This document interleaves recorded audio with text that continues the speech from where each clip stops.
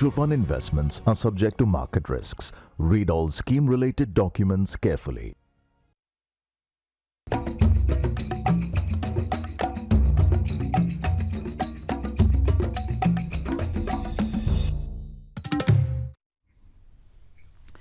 नमस्कार, अमर उजाला बोनस में आपका स्वागत है। मैं हूं शुभम शंकधर और 2025 के आखिरी बोनस पॉइंट में आपका स्वागत है।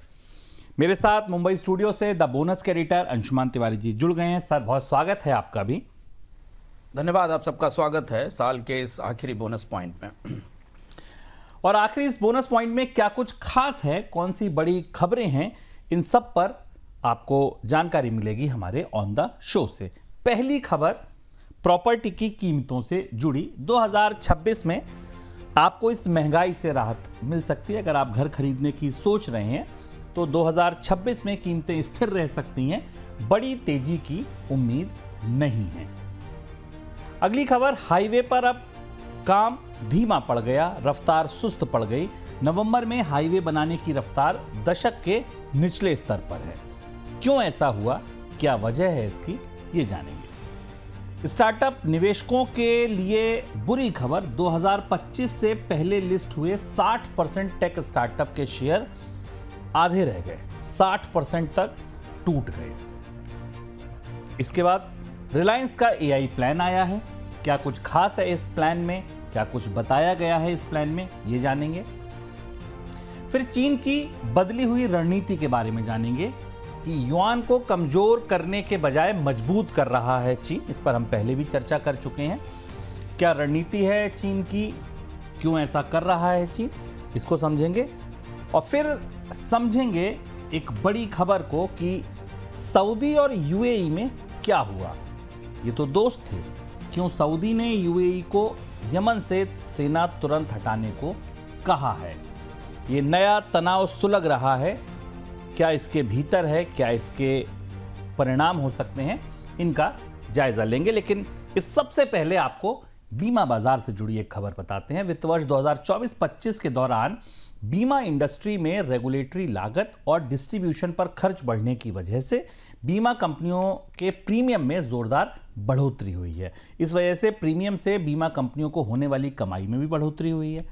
वित्त वर्ष 2025 में जीवन बीमा इंडस्ट्री का प्रॉफिट 18% से ज़्यादा बढ़ा है। इसके अलावा हेल्थ और मोटर इंश्योरेंस से होने वाली कमाई में भी बढ़ोतरी दर्ज की गई है। सर, प्रीमियम कितना बढ़ा और क्यों बढ़ा? प्रीमियम की महंगाई की खबर थोड़ा लोगों को एंटी क्लाइमेक्स जैसी लगेगी, क्योंकि हमें ऐसा लग रहा था कि जीएसटी की कटौती के बाद बीमा सस्ता हुआ। यकीनन टैक्स के साइड से, टैक्स की रियायत की साइड से बीमा सस्ता हुआ है, लेकिन प्रीमियम में बढ़ोतरी जरूर हुई और बढ़ोतरी लगातार जारी है। हेल्थ, मोटर और लाइफ इंश्योरेंस के प्रीमियम तेजी से बढ़े हैं। 2025 का जो आंकड़ा है, 2024 में इनमें बढ़ोतरी करीब 15 से 20% की थी और 2025 में करीब 12 से 13% की रही। खासतौर से मेडिकल कॉस्ट बढ़ी है जो 2026 में प्रीमियम में जुड़ेगा। जो 2025 की बढ़ोतरी है, तो जो अगले साल आप अपने हेल्थ इंश्योरेंस को रिन्यू कराएंगे, इसमें ये प्रीमियम बढ़ता दिखाई देगा। जो बढ़ोतरी पिछले साल 2025 में लाइफ और मोटर में हुई है, वो आपकी नई पॉलिसी के रिन्यूअल में शामिल होगी। लाइफ में भी खासतौर से जो बड़े कवर हैं और जो राइडर्स हैं, उनके जरिए प्रीमियम में बढ़ोतरी लागू की जा रही है। 5 से 9% की बढ़ोतरी है। तो अब यहाँ से जीएसटी की कटौती के बाद जब आप अगली पॉलिसी का रिन्यूअल कराएंगे या अगला प्रीमियम पे करेंगे, तो ये बढ़ोतरी आपके पास आएगी। मेडिकल में खासतौर पर इसलिए बढ़ रहा है क्योंकि हमें पता है कि अस्पतालों और बीमा कंपनियों के बीच एक जद्दोजहद, खींचतान चल रही है। अस्पताल और सर्जरी की लागत बढ़ रही है, हॉस्पिटल्स अपनी दरें बढ़ा रहे हैं और इसलिए इंश्योरेंस कंपनियों को भी अपने दाम बढ़ाने पड़ रहे हैं प्रीमियम के लिए। कोविड के बाद क्लेम्स भी बढ़े हैं, क्रॉनिक बीमारियां ज़्यादा हैं, क्लेम्स लॉस रेशियो कंपनियों का काफ़ी ज़्यादा है। और दूसरी चीज़ है कि कवरेज को भी बदला जा रहा है और नई चीज़ें कवरेज में शामिल की जा रही हैं, जिससे भी पॉलिसी की कॉस्ट बढ़ रही है। सर, एक और सवाल ये था कि लोगों की जेब पर, घरों पर असर कितना है इसका? मेडिकल और कार इंश्योरेंस का असर खासा गहरा है, क्योंकि मेडिकल इंश्योरेंस एक तरह से ज़रूरत बन रहा है, लोग ले रहे हैं, और कार इंश्योरेंस, व्हीकल इंश्योरेंस एक तरह की वैधानिक ज़रूरत है, स्टैट्यूटरी ऑब्लिगेशन है। तो अब डिस्पोजेबल इनकम का बड़ा हिस्सा जाता है बीमा कराने में लोगों का खासतौर से 10 से 15 लाख से 25 लाख तक के जो हेल्थ और टर्म लाइफ के मिले जुले प्लान हैं परिवारों में, उनके लिए लागत में खासी बढ़ोतरी है। होते क्या है कि जब प्रीमियम बढ़ता है तो लोग कवर कम करा देते हैं, डिडक्टिबल्स बढ़ा देते हैं, राइडर्स हटा लेते हैं, जो नहीं करना चाहिए, क्योंकि जितना आप कवर छोटा करेंगे, राइडर्स हटा देंगे, डिडक्टिबल हटा देंगे, उतनी ही समस्या आपको आने वाले दिनों में क्लेम करते समय होगी। तो ये लागत बीमा की बढ़ती दिख रही है और कंपनियां शायद इसके जरिए जो जीएसटी की कटौती में उन्हें टैक्स की रिबेट वापस मिलती थी उसको भी कवर करने की कोशिश करेंगी। कोविड के बाद प्रॉपर्टी बाजार में आई तेजी पर 2026 में ब्रेक लग सकता है। Property take platform squared yard ने ये बताया है कि 2026 के दौरान प्रॉपर्टी की कीमतों में स्थिरता आ सकती है और 2026 के मध्य तक मिडिल क्लास के लिए घर खरीदने के लिए अफोर्डेबिलिटी में सुधार हो सकता है। कैसे समझा जाए सर इस ट्रेंड को? थोड़ा इसको हमें समझना पड़ेगा, क्योंकि प्रॉपर्टी बाजार में कीमतें जब तेजी से बढ़ी, खासतौर से जो मुंबई और एनसीआर के शहरी इलाके हैं, वहाँ कीमतों में बड़ी 100% से ज़्यादा की बढ़ोतरी हुई। पर पूरा प्रॉपर्टी मार्केट पिछले 5-1 साल में स्ट्रक्चरली चेंज हो गया। सस्ते और जो छोटे मकान थे, जो अफोर्डेबल हाउसेस थे, उनकी संख्या घटती चली गई, महंगे हाउसेस ऊपर चले गए। लेकिन अब ये ट्रेंड ऐसा लग रहा है, जो रिपोर्ट आई है, ये ट्रेंड थोड़ा ठंडा पड़ रहा है, क्योंकि महंगे मकानों की डिमांड भी पीक कर गई है, एक सीमा तक पहुंच गई है। ज़्यादातर महंगे मकान जो 1 करोड़ रुपए से ऊपर के हैं वो सेकेंडरी हाउस होते हैं, इन्वेस्टमेंट के हाउस होते हैं, और वहाँ अब मांग सीमित हो गई है। प्रॉपर्टी के प्राइसेस जहाँ तक पहुँचे थे उस लेवल तक पहुँच गए हैं। क्रेडाई की और ये की तरफ से भी और मैट्रिक्स का ये सर्वे बता रहा है कि 70% से ज़्यादा डेवलपर मान रहे हैं कि 2026 में 5% से ज़्यादा बढ़ोतरी नहीं होगी प्रॉपर्टी के प्राइस में, खासतौर पर मकानों के प्राइस में। हालांकि वो ये भी मान रहे हैं कि कोई बड़ा प्राइस डिक्लाइन नहीं होगा। थोड़े प्रॉपर्टी डेवलपर मान रहे हैं कि निगेटिव ग्रोथ दिखाई देगी। तो यहां से हमें अगले साल देखना होगा कि प्रॉपर्टी मार्केट क्या अब स्लो डाउन की तरफ मूव करेगा, या ये जो प्राइस में कमी है ये फिर सस्ते मकानों की मांग को वापस लाने की कोशिश करेगी। डेवलपर फिर सस्ते 50 लाख 60 लाख के 40 लाख के मकान बनाना शुरू करेंगे। क्योंकि शुभम, ये ध्यान रखना ज़रूरी है कि प्रॉपर्टी के प्राइस में बढ़ोतरी के साथ पिछले 5-6 सालों में शहरों के वो इलाके जहाँ अफोर्डेबल हाउस बनने थे, वहाँ ज़मीनों की कीमतें बेहद ज़्यादा महंगी हो गई। मकान बनाने की लागत बढ़ी, कच्चे माल की लागत, सीमेंट की और स्टील की, और इस वजह से अब वहाँ सस्ते अफोर्डेबल मकान दे पाना डेवलपर्स के लिए कितना संभव होगा, ये हमें करीब से देखना होगा। लेकिन अगले साल हम प्रॉपर्टी मार्केट में, खासतौर से हाउसिंग प्रॉपर्टी के मार्केट में, एक छोटा मोटा स्लो डाउन जरूर एक्सेप्ट कर सकते हैं। तो अगर आप निवेशक हैं तो रियल एस्टेट स्टॉक्स पर करीब से ध्यान रखें, क्योंकि कॉमर्शियल प्रॉपर्टी के मामले में दबाव ज़्यादा दिखाई दे रहा है। भारत में बहुत सारा कॉमर्शियल प्रॉपर्टी स्पेस अभी भी अनयूटिलाइज्ड है। देश में हाईवे बनाने की रफ्तार अब सुस्त पड़ गई है। सड़क परिवहन मंत्रालय के मुताबिक नवंबर के दौरान देश में रोजाना 17 किलोमीटर हाईवे का निर्माण हो पाया है।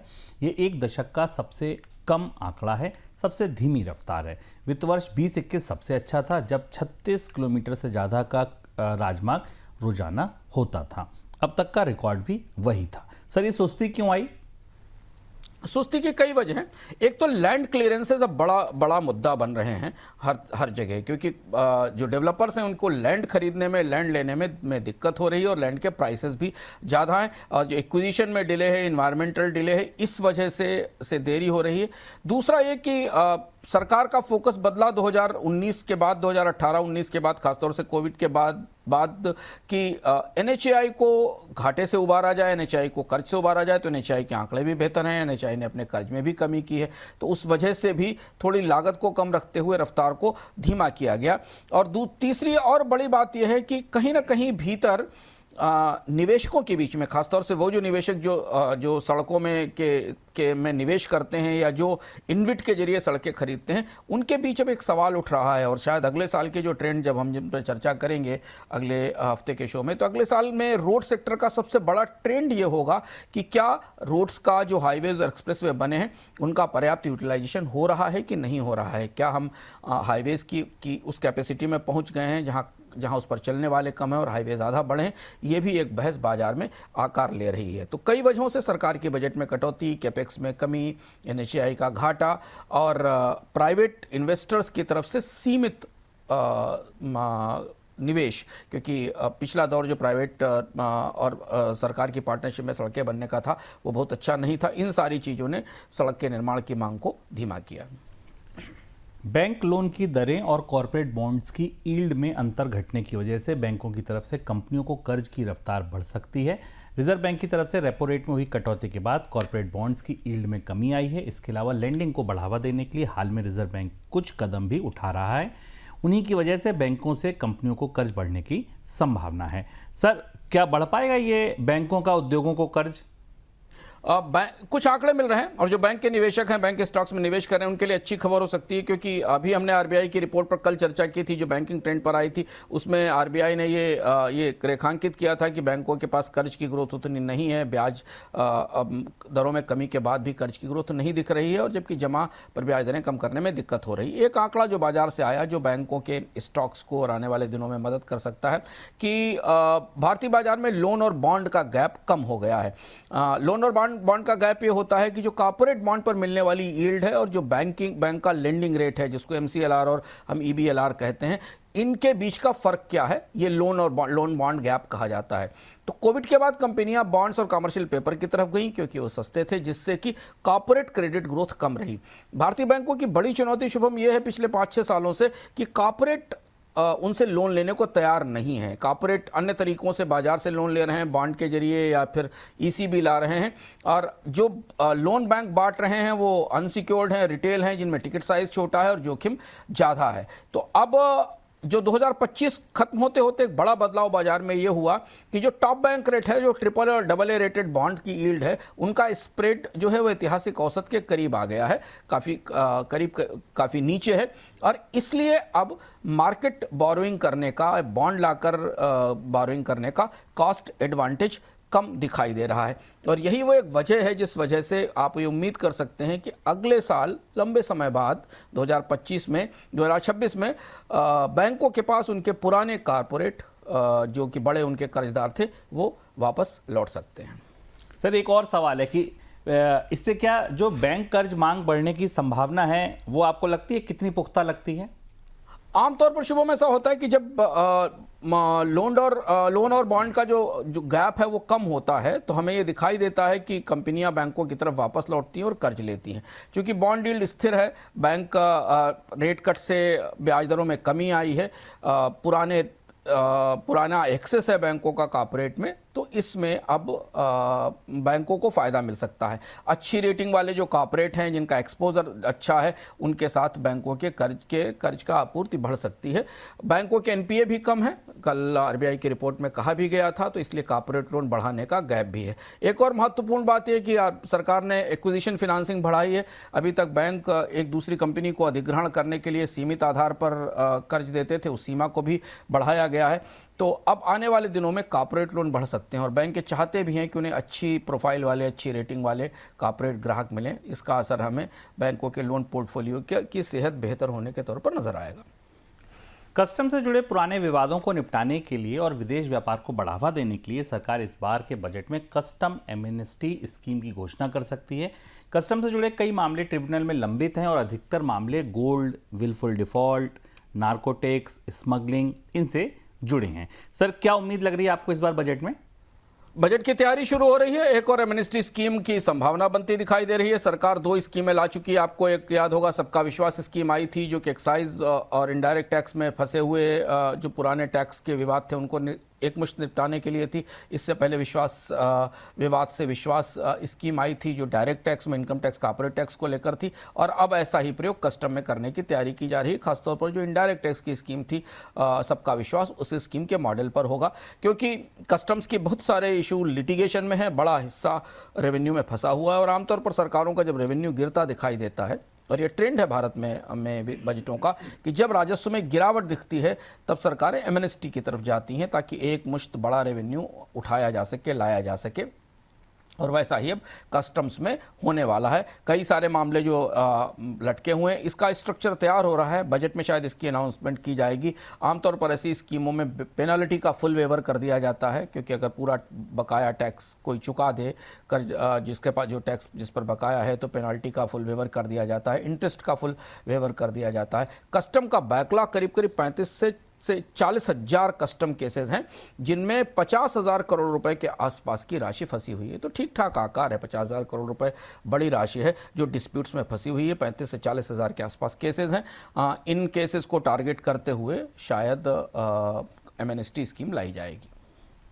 2024 में आईपीओ लेकर आए करीब 60% टेक स्टार्टअप कंपनियों के शेयरों में 2025 के दौरान 60% तक की गिरावट देखने को मिली है। जिन कंपनियों के शेयरों में सबसे ज़्यादा पिटाई हुई उनमें वन मोबीक्विक, ओला इलेक्ट्रिक, ब्रेनबीज सॉल्यूशन और ईज माई ट्रिप सबसे आगे है। कई कंपनियां ऐसी हैं जो 2025 की टॉप लूजर्स लिस्ट में भी शामिल हैं। सर, क्यों गिरे इतने ज़्यादा? क्या वजह थी? क्या वैल्यूएशन सबसे बड़ी चिंता थी? देखिए, हम लोग बराबर आपको आईपीओ के मामले में हर बोनस पॉइंट में एक एक हिस्सा खोलकर बता रहे हैं। साल खत्म हो रहा है, पोर्टफोलियो की रिबैलेंसिंग का समय होता है, अपना पोर्टफोलियो नए सिरे से देख रहे हैं। तो ये समझना जरूरी है कि जिन आईपीओ में आपने पैसा लगाया था, जिनकी नैरेटिव पर, जिनकी कहानी पर आपने भरोसा किया था, वो आज कहाँ खड़े हुए हैं। हमने आपको बताया कि कैसे ऑफर फॉर सेल से प्रमोटर्स ने बड़ा हिस्सा निकाला है। उसके बाद आईपीओ की पोजीशन बाजार में क्या है। स्टार्टअप आईपीओ का बुरा हाल है। वैल्यूएशन और गिरने की बड़ी वजह यह है, आईपीओ आमतौर पर, स्टार्टअप आईपीओ आमतौर पर ओवर वैल्यू होकर आते हैं। न्यूज़ पर, सब पर, कहानियों पर बनते हैं, सेल्स और जीएमवी पर महंगे होते हैं। इन्वेस्टर्स के लिए इसमें कोई सेफ्टी नहीं होती। जब आईपीओ आ जाता है और उसके बाद पहली तिमाही रिपोर्ट आती है, तब ये पता चलता है कि कंपनी ने बहुत सारी क्रिएटिव अकाउंटिंग की थी। जितना प्रॉफिट प्रोजेक्ट किया था वो प्रोजेक्ट नहीं हुआ नहीं स्टार्टअप में, और उसके बाद फिर इसका नैरेटिव उल्टा होना शुरू करता है। चूंकि हाई जीएमपी होता है, ग्रे मार्केट प्रीमियम मिल जाता है, ओवर सब्सक्रिप्शन होता है, तो शुरुआत में ऊंची लिस्टिंग होती है और फिर ट्रेडिंग नॉर्मल होने के बाद 40 से 60% की गिरावट आती है। जो आईपीओ में निवेश करने वाले, खासतौर से स्टार्टअप आईपीओ में निवेश करने वाले लोग हैं, इसे बहुत ध्यान से समझें कि लिस्टिंग के बाद फिर जो दौर शुरू होता है वो तेज गिरावट का होता है। पहले फेज में 3 से 6 महीने तक तो फ्लैट रहता है, मजबूत रहता है। फिर धीमे धीमे निवेशकों को फंडामेंटल नैरेटिव समझ में आता है। पहली गिरावट तब शुरू होती है जब लॉक इन खत्म होता है 6 से 12 महीनों में। तो जो पी हैं, जो वीसी इन्वेस्टर हैं, वो निकलना शुरू होते हैं। पहले झटके में 30 से 50% गिरता है आईपीओ, और फिर 12 से 24 महीनों में खराब परफॉर्मेंस के कारण 60% के आसपास की गिरावट आती है। ये एक तरीके का सेक्युलर ट्रेंड है स्टार्टअप के आईपीओज में जो हमें बाजार में दिखाई दिया है। तो सर, ये केवल टेक स्टार्टअप्स की समस्या है या सभी इश्यूज का यही हाल है? दोनों तरीके से अगर आप देखें, ब्रिक एंड मोटर कंपनियों के पास तो एक बिजनेस है, एक रेवेन्यू प्रोफाइल है, एक रेवेन्यू स्ट्रीम है जिसको वो प्रूव कर सकते हैं, और उनकी स्क्रूटनी भी उस तरह से होती है। स्टार्टअप घाटे वाली कंपनियों को भी बाजार में आईपीओ लाने की छूट देती है स्टार्टअप्स में।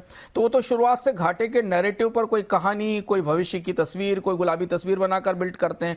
तो नैरेटिव और नंबर्स का गैप बाद में बढ़ जाता है। नैरेटिव जो आईपीओ के समय बनाया जाता है और जो नंबर्स आते हैं उनके बीच का एक बड़ा अंतर दिखाई देता है। तो जब असली नंबर आते हैं और लिस्टिंग के बाद तस्वीर बिगड़ना शुरू होती है, फिर गवर्नेंस रिलेटेड इशू आते हैं, रिलेटेड पार्टी डील्स चलती हैं, अकाउंटिंग में गफलत की बातें आती हैं, और इसके बाद स्टार्टअप के आईपीओस को लेकर हमने ज़्यादा पिटाई देखी है। तो अगर आप बाजार में आईपीओ की तस्वीर देखें तो अन्य आईपीओ, नॉन स्टार्टअप आईपीओस में भी करेक्शन आता है, गिरावट आती है, लेकिन यहाँ गिरावट ज़्यादा गहरी और ज़्यादा तगड़ी है। और इसलिए अगले साल, अभी भी आईपीओ की बड़ी पाइपलाइन है, तो अगले साल भी नए आईपीओ आएंगे। तो ज़रूर जब आप आईपीओ में निवेश करें तो पीछे जाकर ये देख लें कि स्टार्टअप आईपीओस ने 2-3 महीने, 4 महीने बाद कैसा परफॉर्म किया है। 2025 के दौरान फैमिली ऑफिस की तरफ से स्टार्टअप में होने वाले डायरेक्ट निवेश में कमी आई है। जी हां, निवेश में रिस्क को कम करने के लिए फैमिली ऑफिस अब माइक्रो वेंचर कैपिटल फंड्स और अर्ली स्टेज स्टार्टअप में ज़्यादा निवेश कर रहे हैं। इस साल फैमिली ऑफिस ने स्टार्टअप में $1 अरब का निवेश किया है। पिछले साल ये निवेश $1.3 अरब का था। सर, क्या बदलाव आ रहा है रणनीति में? डायरेक्ट निवेश कम क्यों हो रहा है? देखिए, धीरे धीरे ये बुलेटिन 2025 का राउंड अप होता जा रहा है और हम आपको वो चीज़ें बता रहे हैं जो नॉर्मली सुर्खियों से बाहर थी। आपको सड़कों के निर्माण में गिरावट, आईपीओ की परिस्थिति, फैमिली ऑफिसेस का एक ट्रेंड बेहद दिलचस्प है। पिछले साल की शुरुआत में 2023-24 तक भारत में फैमिली ऑफिसेस बहुत बड़े निवेशक बनकर उभरे थे। निवेशक आज भी वो बड़े हैं। स्टार्टअप्स में उन्होंने बड़े पैसे लगाए थे, पर स्टार्टअप आईपीओ की परिस्थिति हमने आपसे डिस्कस की, बाकी स्टार्टअप कंपनियों को हो रहे नुकसान देखे, और इस वजह से जो उनके सबसे बड़े समर्पित निवेशक थे फैमिली ऑफिसेस, उन्होंने अपनी पूरी रणनीति बदली और इसे समझना बेहद जरूरी है, क्योंकि ये ट्रेंड और खुलकर और ओपन होकर 2026 में आएगा। और भारत में प्राइवेट इन्वेस्टर्स में, हाई नेटवर्थ इंडिविजुअल्स में फैमिली ऑफिसेज की संख्या काफ़ी बड़ी है। 1000 से ज़्यादा बड़े फैमिली ऑफिसेज हैं जो तमाम कॉर्पोरेट घरानों ने तैयार किए हैं और जो अलग अलग तरह से निवेश करते हैं। फैमिली ऑफिसेज ने अब स्टार्टअप्स में सीधा पैसा डालना बंद कर दिया है। इसके बजाय उन्होंने माइक्रो वीसी फंड चुने हैं, माइक्रो वेंचर कैपिटल फंड चुने हैं, जिनको वो अपना पैसा देते हैं और उसको वो निवेश करते हैं। ये एक किस्म का रिस्क मैनेजमेंट है और निवेश के फैसले की आउटसोर्सिंग है। और ये बताती है कि फैमिली ऑफिसेस खुद निवेश के फैसले लेने में उतना सक्षम नहीं है, तो वो कंट्रोल और बड़ा मुनाफा छोड़ रहे हैं, लेकिन वो अपने इन्वेस्टमेंट को डाइवर्सिफाई करने के लिए प्रोफेशनल्स की मदद ले रहे हैं और प्रोफेशनल्स वीसी फंड्स में बैठे हुए हैं जो निवेश कर रहे हैं। माइक्रो वीसी छोटे फंड चलाते हैं, 3 से 4 करोड़ के सीड चेक देते हैं, 7 से 10 साल में 20 से 40 कंपनियों में निवेश करते हैं। खास तो कुछ सेक्टर्स फोकस करते हैं जिनकी अपनी वो एनालिसिस करते हैं।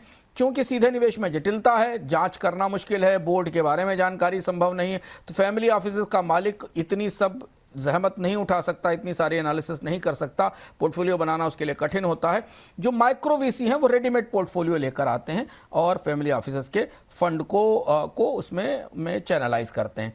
तो भविष्य में अब स्टार्टअप की फंडिंग का तरीका 2026 में और ज़्यादा बदल जाएगा, जहां आपको बड़े राशि के निवेश करने वाले निवेशकों की संख्या कम होती दिखाई देगी। छोटी फंडिंग, माइक्रो फंडिंग कई इन्वेस्टर्स से अलग अलग स्टार्टअप्स में आती दिखाई देगी और उसका जो चैनल है, उसका जो कंड्यूट है, उसका जो पाइप है, वो वीसी माइक्रो वीसी फंड होंगे। और ये बिल्कुल नया ट्रेंड है जो 2025 के आधे हिस्से में, आखिरी छमाही में उभरता दिखाई दिया है। सर, वहाँ क्या बदलाव आप देख रहे हैं माइक्रो वीसी में जब ये फंडिंग पहुंचेगी, और वहाँ ऐसा क्या बदला जब जिसकी वजह से ये निवेश आकर्षित होने लगा?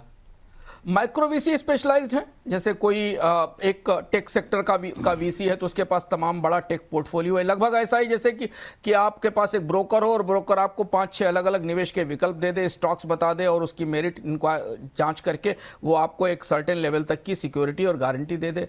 एक ही जगह कंपनी में पैसा डालने का रिस्क नहीं है, क्योंकि पहले जो फैमिली ऑफिसेस थे वो सिंगल एक स्टार्टअप में बड़ा पैसा डाल देते थे, स्टार्टअप फेल होता था, उनका पैसा डूबता था।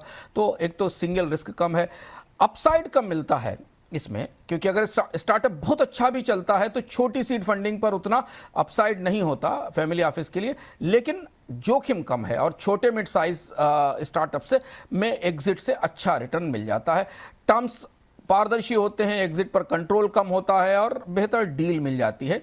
तो ये और जो बड़े फंडर्स हैं, जो बड़े फैमिली ऑफिसेस हैं, उनके लिए वीसी के सहारे इन्वेस्ट करना ज़्यादा आसान होता है। तो ये एक बड़ा स्ट्रक्चर चेंज है प्राइवेट इक्विटी के बाजार में जो हमें भारत में दिखाई दे रहा है, जो अगले साल और बढ़कर सामने आएगा।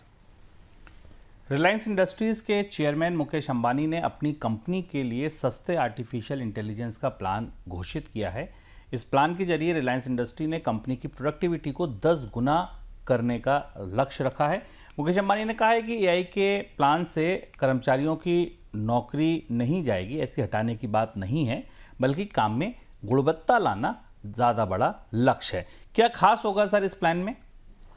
ये अफोर्डेबल एआई प्लान उपभोक्ताओं के लिए नहीं है, रिलायंस समूह के कर्मचारियों के लिए। और रिलायंस पहली बार आधिकारिक रूप से अपने पूरे कामकाज में एआई को एम्बेड करने जा रहा है, अलग अलग जगह करने जा रहा है। एआई इस साल की भी दिलचस्प स्टोरी है, उतनी फैंसी स्टोरी नहीं है जितनी कि अब स्ट्रक्चरल स्टोरी बन रही है। और उसका पहला असर हमें भारत के सबसे बड़े औद्योगिक घराने में दिखाई दिया। करीब 6 लाख एम्प्लॉयज रिलायंस के हैं जिन्हें ये चिट्ठी भेजी गई है कि उनके वर्कफ्लो एआई पर आएंगे। इसके अलावा जो जियो के और बाकी ग्राहक हैं उनके लिए जो सेवाएं दी जा रही हैं उनको भी आर्टिफिशियल इंटेलिजेंस से जोड़ा जाएगा। रिलायंस अपने एंड टू एंड वर्कफ्लो में आर्टिफिशियल इंटेलिजेंस को शामिल करने जा रहा है। इसमें product to pay, order to cash, supply chain, hiring, manufacturing और जो डिजिटल ब्रेक्स हैं उनको ख़त्म करने के लिए किया जा रहा है। तो पहली बार किसी औद्योगिक समूह ने इतने आगे बढ़कर अपने पूरे सिस्टम में एआई लागू करने का प्रस्ताव किया है, चर्चा शुरू की है। और ये देखना होगा कि इसका असर कंपनी के कामकाज पर कितना हुआ है, क्योंकि आमतौर पर एआई को लागू करते समय कंपनियों के पीछे मुख्य रूप से सबसे बड़ी मकसद ये होता है कि लागत में कमी की जा सके, इफिशिएंसी बढ़ाई जा सके। और जहाँ जहाँ एआई लागू हुए हैं इस तरह से इस स्केल पर दुनिया की कंपनियों में, वहाँ छटनी भी हुई है, वहाँ लागत में कमी भी की गई। हालांकि रिलायंस का कहना है कि इससे कोई छटनी नहीं होगी, लेकिन भारत के किसी बड़े उद्योग के घराने में इसका बड़ा बदलाव दिख रहा है। 2025 में एआई का पूरा ट्रेंड अब प्रोडक्टिविटी बढ़ाने पर एआई को प्रॉफिटेबिलिटी से जोड़ने पर आया। हालांकि अभी भी एआई कंपनियां मुनाफा नहीं कमा पा रही हैं और इस वजह से एआई बबल का खतरा हमें दिखाई दे रहा है अंतर्राष्ट्रीय बाजारों में, खासतौर से अमेरिका में। लेकिन अब कंपनियों ने अपनी प्रोडक्टिविटी के टूल्स के तौर पर एआई को जोड़ा है। एआई एजेंटिक्स काफ़ी हद तक एस्टेब्लिश हो चुका है सालकांत बीतते बीतते, और कई कंपनियों में उसका बड़ा इस्तेमाल होने लगा है। सबसे पहले शुरुआती अच्छे संकेत हमें यूरोप के बैंकों से आए हैं। यूरोप के बैंकिंग ने एआई का अच्छा इस्तेमाल किया है और अपनी लागत में, अपने फैसलों में उससे बचत की है। और जब बैंक लागत घटाते हैं तो बैंकों के ऊपर उसका अच्छा असर भी पड़ता है। तो ये बड़ा प्रयोग है भारत के किसी औद्योगिक घराने में। इसकी निगाहें रहेंगी अगले साल की। ये बड़ी फॉलो अप स्टोरी होगी हमारे लिए कि रिलायंस के भीतर एआई ने क्या बदला। चीन ने अपने यहाँ सेमीकंडक्टर उत्पादन में घरेलू उपकरणों के इस्तेमाल को बढ़ावा देने की योजना बनाई है। चिप कंपनियों को निर्देश दिया है कि चिप उत्पादन में इस्तेमाल होने वाले उपकरणों में 50% उपकरण स्वदेशी होने चाहिए। इस कदम के जरिए चिप उत्पादन में चीन पूरी तरह आत्मनिर्भर होना चाहता है। सर, क्या रणनीति है? चीन, जैसा हम बराबर आपको बताते रहे इस कार्यक्रम में भी, और वाई फैक्टर अगर आप देखते होंगे तो हम लगातार आपको बता रहे हैं कि चीन ने अमेरिका के साथ ट्रेड वार के बाद अपना पूरा फोकस चिप पर आत्मनिर्भरता में लगा दिया है। काफ़ी पैसा चीन ने सब्सिडी के तौर पर अपनी कंपनियों को देना शुरू किया है और ये कहा है कि वो उपकरण बनाने में, तकनीक में घरेलू मशीनों का इस्तेमाल करें। जो लोग नियमित रूप से बोनस देख रहे हैं उन्हें याद होगा, हमने वाई फैक्टर में एक स्टोरी में विस्तार से बताया था कि इस साल के आखिरी 2 हफ्तों में, जो इस हफ्ते में, इससे पहले के 2 हफ्तों में, अब अमेरिका से एआई का और चिप का इन्वेस्टमेंट चाइना मूव करने लगा है। 2-3 आईपीओज जो आए हैं चिप बनाने वाली कंपनियों के चाइना में, वो 750% की 755% की हाइट के साथ लिस्ट हुए हैं और उन कंपनियों में ह्यूज सब्सक्रिप्शंस आ रहे हैं। तो चीन 2 तरह से अपनी चिप इंडस्ट्री को तैयार कर रहा है। एक तो वो शुरुआती तौर पर सब्सिडी दे रहा है जिससे कि उत्पादन की लागत कम रहे, और दूसरा ऐसी तकनीक विकसित करने की कोशिश कर रहा है जिससे कि एनवीडिया और बाकी कंपनियों को प्रतिस्पर्धा दी जा सके। क्योंकि चिप चीन का अगला सबसे बड़ा रणनीतिक पहल है जिसके जरिए वो पूरी तरह अमेरिका पे बनने वाले या बाकी दुनिया से बनने वाले चिप पर अपनी निर्भरता कम करना चाहता है। और इसलिए ये 50% की शर्त रखी गई है और शायद इसके पीछे ये शर्त भी है कि जो कंपनियां घरेलू उपकरणों का, तकनीक का इस्तेमाल करेंगी उन्हें सरकार की तरफ से सब्सिडी दी जाएगी। चीन ने अपनी करेंसी को कमज़ोर रखने के बजाय अब उसे मजबूत करने की रणनीति बनाई है। चीन के केंद्रीय बैंक ने युआन के रेफरेंस रेट का स्तर उस लेवल को बताया है जो 15 महीने का ऊपरी स्तर है। रेफरेंस रेट 7.03 युआन प्रति डॉलर तय किया गया है। ये अक्टूबर 2024 के बाद सबसे ऊपरी स्तर है। सर, आंकड़े क्या बता रहे हैं युआन की मजबूती के? देखिए, हम लोगों ने इस पर चर्चा की थी और आपको पहले बताया था बोनस ने कि चीन अपनी कमजोर युआन की नीति से पीवट कर रहा है, वापस लौट रहा है और अपनी करेंसी को मजबूत करना चाहता है। $7 युआन का रेट दुनिया के बाजारों के लिए, चीन के बाजारों के लिए सरप्राइजिंग है। ऑनशोर युआन का ये रेट, और चीन उसी के लेवल पर पहुंच गया है। इसके 3-4 बड़े बदलाव हैं। ये 15 महीने का सबसे ऊंचा स्तर है और इंट्राडे में तो थोड़ा 7 से नीचे था। जो पीपल बैंक ऑफ चाइना है वो 2024 के अंत से इसमें थोड़ी मजबूती लाने की कोशिश कर रहा है और जब ये स्तर हासिल कर लिया गया तो सरकार की तरफ से आधिकारिक रूप से इसकी घोषणा कर दी गई। जो सबसे बड़ा बदलाव हमें आने वाले दिनों में दिखेगा वो ये दिखेगा कि चीन अब 2 तरीके की नीतियों पर काम कर रहा है। एक ये कि वो घरेलू खपत को, उपभोक्ताओं को प्रोत्साहन देना चाहता है, और दूसरा ये कि वो चीन की मुद्रा को अंतर्राष्ट्रीय स्तर पर स्थापित करना चाहता है। तो ये जो मजबूती दिखाई दे रही है इसमें एक वजह डॉलर की कमजोरी की भी दिखाई दे रही है। एक्सपोर्टर्स डॉलर को युआन में बदल रहे हैं, यह भी हमें दिख रहा है। तो स्पॉट पर थोड़ी मांग मौजूद है। शेयर बाजार में ठीक ठाक निवेश हो रहा है, इनफ्लो अच्छा है, और पीपल बैंक ऑफ चाइना ने कमजोर युआन की नीति छोड़ी है, लेकिन ऐसा संकेत मिल रहा है कि इससे एक तरफा बढ़त नहीं होने दी जाएगी, इसे बैलेंस बनाने की कोशिश की जाएगी। पर चीन ने एक बड़ा बदलाव किया है अपनी करेंसी पॉलिसी में, जो हमें दिख रहा है। एक और सर सवाल यह है कि इसका असर क्या होगा ग्लोबल इकोनॉमी पे, चीन की अपनी इकोनॉमी पे?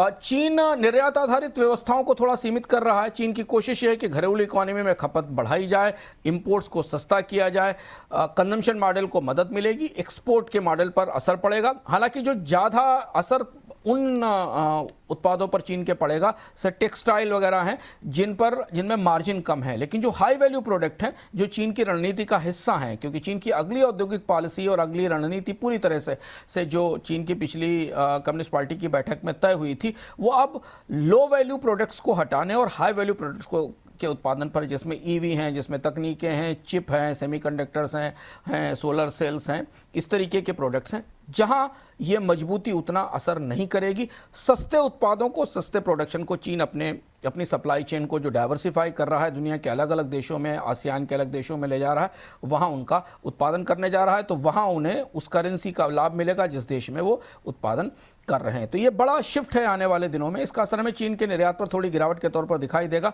पर घरेलू अर्थव्यवस्था में सस्ती खपत को बढ़ावा मिलेगा। 2025 खत्म होते होते युद्ध का एक और मोर्चा खुलता नजर आ रहा है, वो भी ऐसे देशों के बीच जो लंबे समय से यमन में एक दूसरे का साथ दे रहे थे। इस बार सऊदी अरब ने यूएई को यमन से सेना तुरंत हटाने के लिए बोला है। सऊदी अरब और यूएई यमन में लंबे समय से मिलकर हुती विद्रोहियों के खिलाफ लड़ाई लड़ रहे थे। इस बार भी यूएई ने अमन में हथियार भेजे, लेकिन सऊदी का कहना है कि उसकी जानकारी के बिना यूएई ने हथियार भेजे हैं, जिसकी वजह से वो अपनी सुरक्षा के लिए खतरा मान रहे हैं। सर, ये कितना चिंताजनक है? यह मामला थोड़ा दिलचस्प है, उसे समझना पड़ेगा अंदर जाकर। यमन की पॉलिटिक्स के तौर पर यमन दरअसल दो हिस्सों में बटा हुआ है। यमन में जो दक्षिणी यमन का हिस्सा है, वहां उसे अलग करने की बहाली, अलग राज्य बनाने की, अलग देश बनाने की मांग चल रही है, जो कि दक्षिणी सदर्न ट्रांजिशनल काउंसिल है, जिसको एसटीसी कहा जाता है। यूएई उसका समर्थन कर रहा है, जबकि उसके अपोजिट में, उसके विरोध में सरकार है जिसको सऊदी सरकार का समर्थन है, और ट्राइबल फोर्सेस हैं, और इनके बीच टकराव चल रहा है। और ये टकराव काफ़ी समय से ये एक ऐसा भूगोल है जहां की अरब की दो बड़ी ताकतें आपस में एक दूसरे से टकरा रही हैं। ताज़ा मामला ये हुआ है कि सऊदी वाला जो गठबंधन है, उसने ये कहा है कि यमन में जो एक एयर स्ट्राइक हुई है पोर्ट के ऊपर, एक शिपमेंट था जिसमें कि हथियार आ रहे थे जो कि सदर्न ट्रांजिशनल काउंसिल के लिए जा रहे थे, और उस पर हमला किया गया है। सऊदी अरब का यह कहना है कि जिस कार्गो पर हमला हुआ था उसमें एसटीसी के लिए हथियार नहीं थे, वो हथियार अमीरात फोर्सेस के लिए थे। उन्होंने इसको खारिज किया है। हालांकि दोनों तरफ से स्केल डाउन करने की कोशिश की गई है। यूएई ने कहा है कि वो अपनी सेना वापस बुलाएगा यमन से, और जो भी अमीराती फोर्स है उनको वापस लिया जाएगा। बची हुई फौजें तत्काल वापस ली जा रही हैं। सार्वजनिक रूप से स्टेटमेंट दिया गया है कि तनाव कम किया जाए, और सऊदी की के साथ जो सुरक्षा की प्रतिबद्धता, उसके साथ अमीरात खड़ा हुआ है। लेकिन ये पहले ही ऐसा भूगोल है जहां स्पष्ट रूप से सऊदी और अमीरात के हित टकरा रहे हैं। तेल बाजार पर इसका असर नहीं दिखाई दिया, लेकिन चूंकि यमन की यह घटनाक्रम स्वेज और रेड सी के आसपास के इलाकों को प्रभावित करता है, तो इस पर आने वाले समय में ज़रूर निगाहें बनी रहेंगी। ये एक फ्लैश पॉइंट तो है, लेकिन अभी फिलहाल कोई सीधा टकराव होता नहीं दिख रहा है। चलिए, नववर्ष की पूर्व संध्या पर यह हमारा बोनस पॉइंट था, लेकिन आज शाम को अगर आप घर पर पार्टी कर रहे हैं, कुछ ऑर्डर कर रहे हैं, तो उसमें देर दपेर थोड़ी बहुत हो सकती है, क्योंकि डिलीवरी वर्कर्स जो हैं तमाम ई कॉमर्स कंपनियों के, छोटे क्विक कॉमर्स कंपनियों के, उन्होंने हड़ताल कर रखी है। कंपनियों ने भी इसकी तैयारी करी है। खबर यह है कि डिलीवरी वर्कर्स की हड़ताल को देखते हुए कि फूड डिलीवरी प्लेटफॉर्म स्विगी और जोमेटो ने अपने डिलीवरी वर्कर्स के लिए पीक आवर्स पर ज़्यादा इंसेंटिव की घोषणा कर दी है। पीक आवर्स पर 120 से 150 रुपये प्रति ऑर्डर के पे आउट की घोषणा की गई है। इस बीच डिलीवरी वर्कर्स की जो एसोसिएशन है, उसके जो अध्यक्ष हैं, उन्होंने कहा है कि 10 मिनट में डिलीवरी के मॉडल का विरोध करना ज़रूरी है। डिलीवरी वर्कर्स ने आज हड़ताल पर रहने की घोषणा की है। सर, क्या कुछ असर आपको इससे दिख रहा है? कंपनियां कितनी चिंतित दिख रही हैं? सीमित असर है मुंबई के कुछ इलाकों में, लेकिन हाँ उतना बड़ा असर नहीं है। और दूसरा, स्विगी ने और जोमेटो ने प्री ऑर्डर पे आउट्स बढ़ा दिए हैं, वंस टाइम इंसेंटिव्स की घोषणा की है। इस हड़ताल का असर कम करने के लिए, लोगों को जो गिग वर्कर्स हैं उनको जोड़े रखने के लिए स्ट्राइक की कॉल थी, लेकिन उतना ज़्यादा बड़ा असर हमें डिलीवरीज पर आज मुंबई के कई शहरी इलाकों में नहीं दिखाई दिया। नए और कंपनियां इस बात के लिए तैयार थी तो उन्होंने नए शॉप्स भी ऑफर किए हैं। जैसे स्विगी जो है वो कम्युलेटिव बोनस दे रहा है एक स्लैब के भीतर करीब 31 दिसंबर से 1 जनवरी के बीच में बड़े बोनस जारी करने की बात की जा रही, क्योंकि ये साल के अंत का हिस्सा सबसे ज़्यादा डिमांड का और डिलीवरीज का भी होता है। शाम तक ये परिस्थिति स्पष्ट होगी या कल सुबह तक ये पता चलेगा कि दरअसल इसका कितना असर हुआ है। ऐप बेस्ड जो ट्रांसपोर्ट ऑपरेटर्स हैं उनकी सेवाओं पर थोड़े बहुत असर हमें दिखाई दे रहे हैं, लेकिन कंपनियां इसके लिए चूंकि एडवांस में तैयार थी तो शायद सेवाएं थोड़ा डिले तो होगा, पर पूरी तरह बंद होने के आसार अभी तो नहीं दिख रहे हैं। चलिए, तो ये था हमारा आज का बोनस पॉइंट। पूरी उम्मीद है आपको पसंद आया होगा। नए साल में कुछ नए तरह से कुछ नई बातों के साथ हम फिर मिलेंगे आपसे। फिलहाल हमें इजाजत दीजिए। नमस्कार।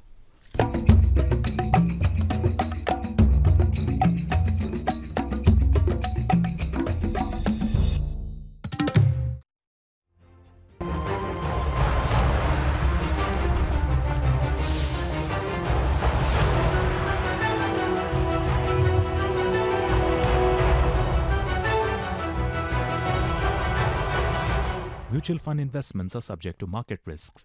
Read all scheme related documents carefully.